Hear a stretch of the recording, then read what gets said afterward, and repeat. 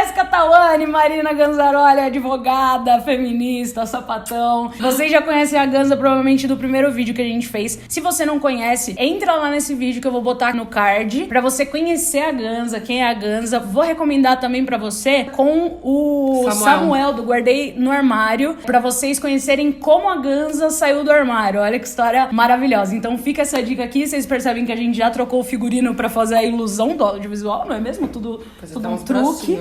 O tema de hoje é o negócio seguinte: decidi casar com a Júlia, tá? Decidi casar e... Festa! Exato. E aí eu tava comentando com a Ganza, a gente se encontrou semana passada, e... Você acha que eu tenho que casar, viado? Porque ela também... Depois que eu falei que Exato. Eu vi o post da Jéssica, e aí eu dei um print e mandei pra minha mulher e falei assim, amor... Vamos casar? Quem não me segue ainda lá no Instagram, @jtawane, qual que é o seu, aliás? @Mari Ganzaroli. @Mari Ganzaroli, então vocês sigam já nós duas. Eu fiz um post com a Júlia, tá lá lindo, numa piscina de bolinha. Foi bonitinho, porque é tudo colorido, né? Igual arco-íris. E aí a gente não tava planejando fazer isso agora, porque pra casar no civil, assim, o casamento civil, ele custa quase 400 reais, né? Então não é qualquer coisa assim, nossa, eu vou pegar aqui, né, e vou dar. Como a gente tava querendo fazer festa também, aliás, patrocinadores, estamos querendo fazer festa lá Preta Gil, tudo com permutinha, né? Então estamos aceitando os convites. Patrocinem esse casamento. Exato, vai ser um acontecimento esse casamento, sério. Aguardando. Vai ser bem legal. E aí a gente queria casar nessa época do casamento, né? No civil. Então combinar essas duas datas e tal. Porque a gente já casou. Na real, assim, pra gente, né? Tipo, Sim. A gente tá casada. A gente não precisa de nenhuma chancela, nem do Estado, dos nossos pais, nem de... Aí vem a parte, gente, que pra mim foi tão difícil, mas nem de Deus, né? Porque pra mim o maior trauma da minha vida é não ser aceita dentro da minha igreja, é não poder consagrar meu matrimônio, né? Dentro da minha religião. Então, foi muito difícil entender que eu não preciso da chancela, da aprovação de toda essa de elementos pra eu ser feliz, sabe? Então, eu e a Ju, a gente sentou uma do ladinho da outra, igual a Meredith Grey de Grey's Anatomy, não sei se assiste, que foi no post-it, sabe? O nosso não foi no post-it, mas foi assim, numa conversa franca, tipo... Então, a partir de agora, estamos casadas. Então, pra mim, eu já tô casada. Eu tenho 2 perguntas pra te fazer, então. Oráculo Joretico. Qual que é a diferença, finalmente, então, entre união estável e casamento civil? Porque eu e a Júlia, a gente pesquisou e a gente decidiu casar no civil, nesse momento da conjuntura atual, né? Segunda coisa, é possível que a gente perca esse direito daqui 1 ano, daqui 2 anos, daqui 4, caso aconteça alguma coisa nessas eleições? É possível. Por quê? Porque o nosso direito, nós LGBTs, de se casar, ele não veio com uma lei. Ninguém fez essa lei, falou agora a unidade familiar, ela pode ser constituída tanto de homens quanto de mulheres. Não existe isso escrito em nenhuma lei, né? Existe escrito existe escrito na Lei Maria da Penha, quando ela fala em entidades familiares e ela não fala necessariamente ser heterossexual ou não a relação. Tirando a Lei Maria da Penha, não tá escrito isso em nenhum lugar. E até porque a Lei Maria da Penha, ela é do penal, né? Ela não é do civil. Não, ela não é. A Lei Maria da Penha, ela é boa exatamente por isso, porque ela não fala só de prisão. Ela fala de saúde, de educação, de medida protetiva. Por isso que ela é legal. Caraca! Por isso que ela é boa, porque ela é uma lei integral, ela não é só uma lei penal. Por isso que nas questões de homofobia, LGBTfobia, lesbofobia, a gente fala que não adianta só mexer no Código Penal.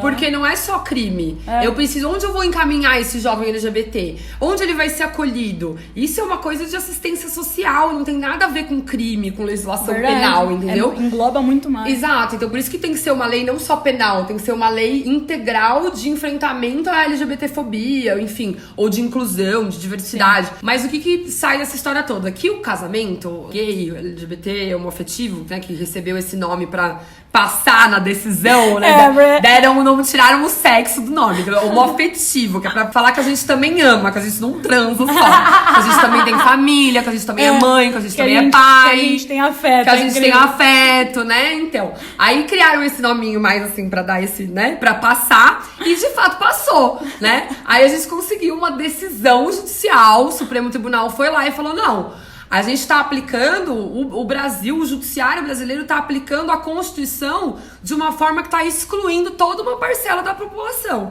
E aí foi um casal de gaúchas, né, que levou o caso até o Supremo Tribunal Federal de Mulheres. Foi em 2011, né? 2011. Eu vivi e vi. E agora eu tô vivendo pra ver isso poder ser tirado. Exatamente, porque, olha isso, foi em 2011 a decisão do STF, né, que permitiu. Então é uma decisão dos juízes, não é legislativa, é judiciário que decidiu, não tá escrito em nenhuma lei.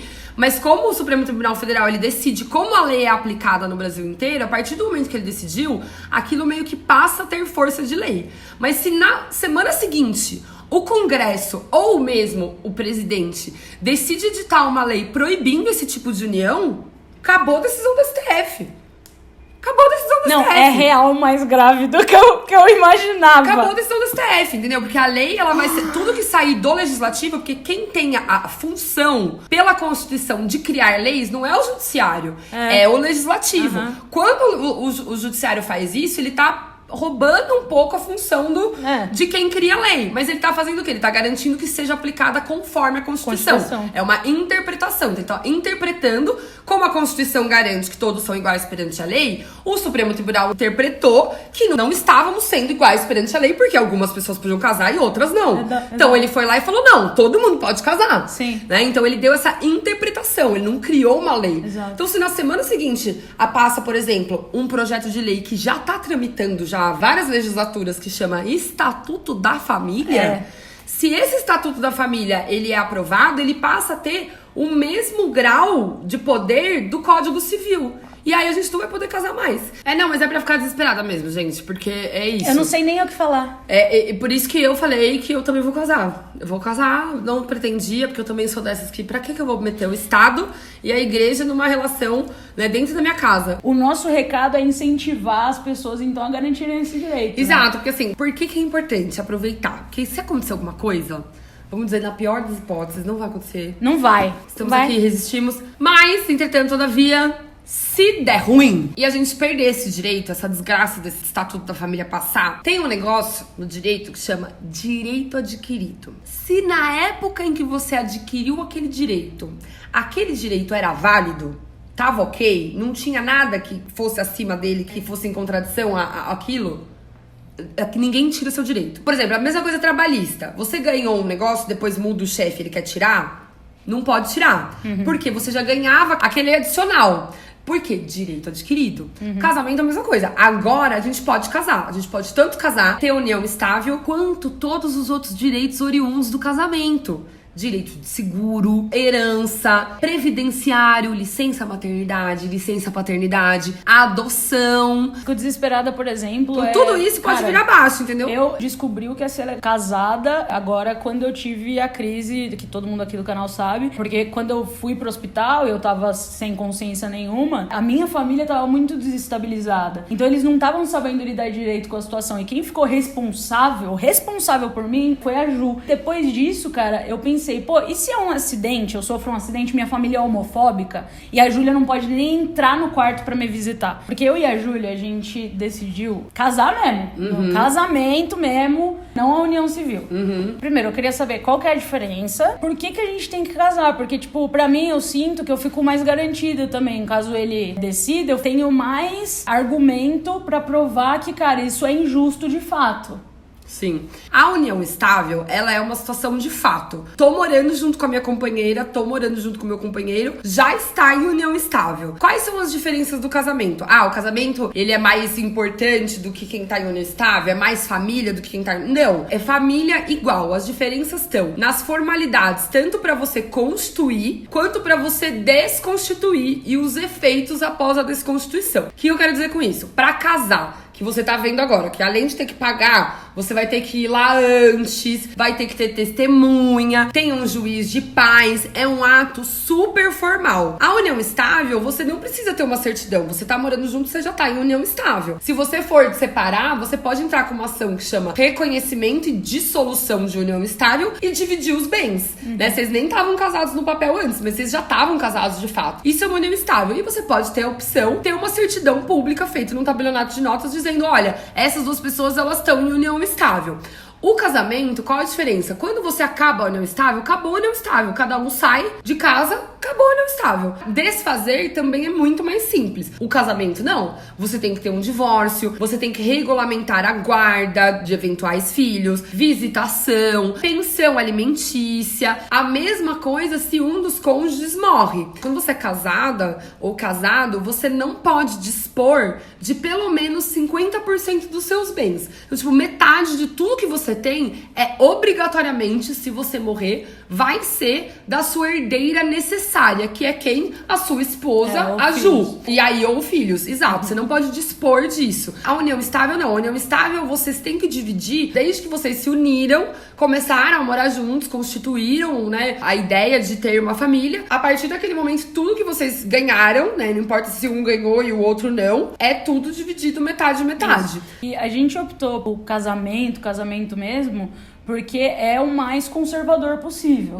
Então, que a gente sente que realmente tem mais pleito ali pra tentar ter sustentação de argumentação. Tem que levar 2 testemunhas antes pra falarem que a gente é livre e desimpedido pra casar. Vai publicar o nosso nome em algum diário oficial. Sai uma certidão de casamento, que é um documento super, assim, que nem certidão de nascimento. Não, então, aí substitui a sua certidão de nascimento. Substitui, exato. É super, é isso, certidão de nascimento, de casamento e de óbito. São as 3 certidões mais importantes da existência civil de uma pessoa. Também o que a gente decidiu foi porque, como a gente sente que a partir do momento que a gente tá juntas conquistando as coisas, e aí não importa se ela ganha mais, se eu ganho mais, o incentivo que a outra dá é importante, então isso tem que ser de nós duas, tá ligado? Então, tipo, meio que a gente sente que... Mas isso é uma opção de vocês também, porque não, quando você vai casar, você pode optar. Porque a união estável é sempre dividido tudo que vocês acumularam juntos, né? Agora, o casamento você pode optar. A comunhão parcial é igual à união estável, ou seja, a partir do momento que juntou as trouxinhas, a comunhão total. O que é a comunhão total? A comunhão total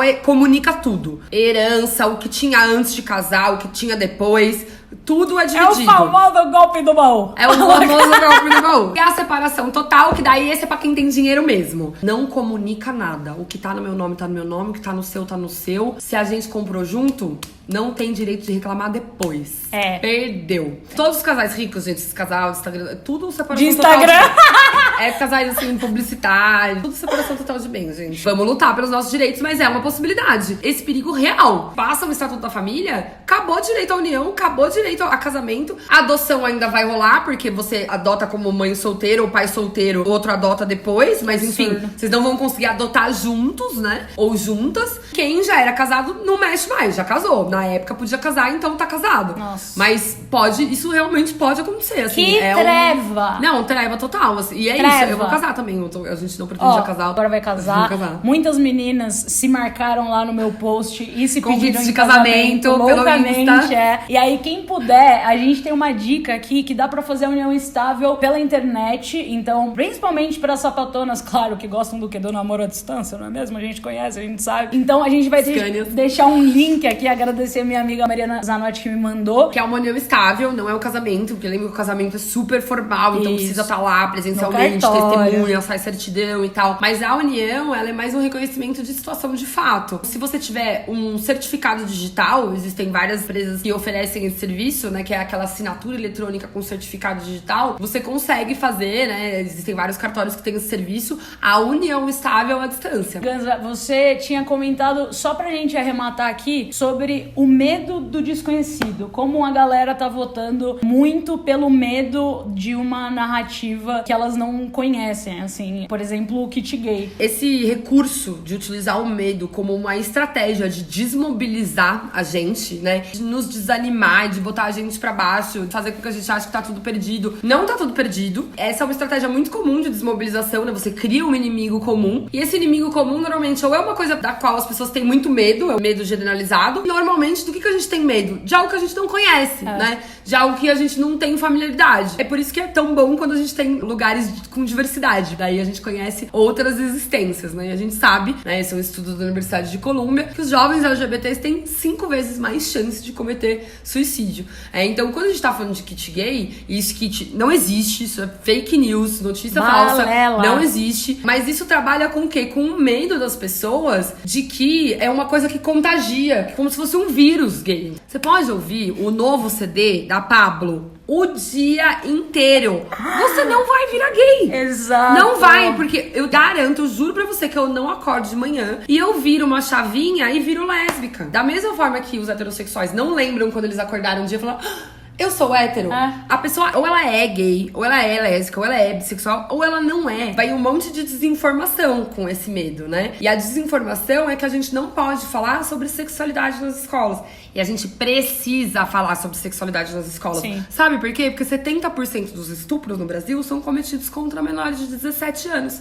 E 50% são cometidos contra menores de 13 anos. Nossa. E aí, como que você fala de consentimento com crianças e adolescentes? Você tem que falar sobre educação sexual, sobre o que é consentimento, sobre o que é violência, o que pode, o que não pode. E existem formas lúdicas, né? A ONU tem uma série de planos de aula pra isso. Que a própria Ministério da Educação. Que ele exatamente, nada daquilo, aqueles negócios da mamadeira, nada daquilo.